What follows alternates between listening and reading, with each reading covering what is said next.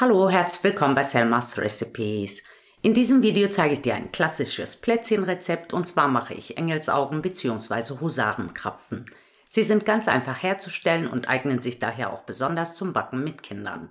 Viel Spaß beim Zuschauen! Den Teig mache ich heute in meinen neuen Universalzerkleinerer. Anders als bei der klassischen Küchenmaschine wird der Teig hier nur gehackt und dadurch besonders mürbe. In die Schüssel gebe ich zuerst 100 Gramm weiche Butter.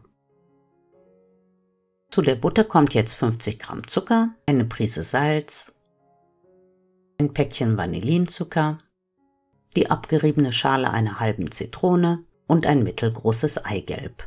Das Eiweiß, das hier übrig bleibt, kannst du zum Beispiel einfrieren und bald für die Weihnachtsbäckerei benutzen. Die Zutaten mische ich jetzt etwa 1 Minute durch. Das kannst du natürlich auch mit dem Schneebesen, einem Handmixer oder in der Küchenmaschine machen. Die Masse, die an den Rand der Schüssel geschleudert wurde und dort kleben bleibt, schiebe ich mit dem Teigspatel nach unten. Dann gebe ich 180 Gramm Mehl hinzu und mische die Zutaten, bis das Mehl vollständig untergehoben ist. Sobald das Mehl untergehoben ist, ist der Teig fertig. Den Teig fülle ich in eine Schüssel und stelle ihn für mindestens 1 Stunde in den Kühlschrank.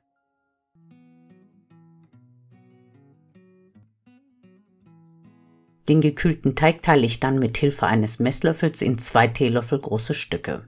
Du kannst aber auch einen Esslöffel benutzen oder nach Augenmaß vorgehen. Die Teigstücke rolle ich dann zu Kugeln und setze sie mit etwas Abstand zueinander auf ein mit Backpapier ausgelegtes Backblech.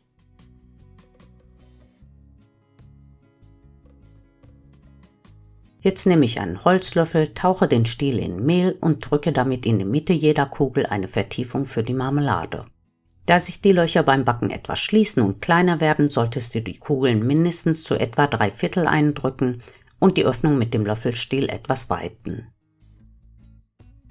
Da die Marmelade beim Backen gern aufkocht und verläuft, fülle ich die Kekse erst nach dem Backen.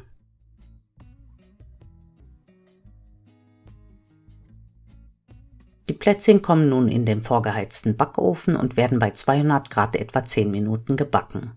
Anschließend lasse ich sie auf dem Backblech abkühlen.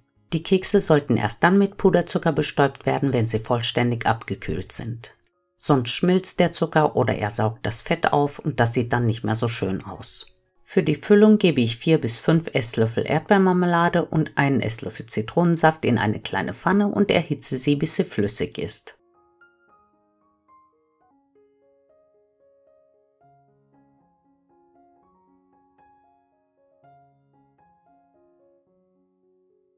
Die noch heiße Marmelade fülle ich mit einem Teelöffel vorsichtig in die Vertiefungen der Kekse.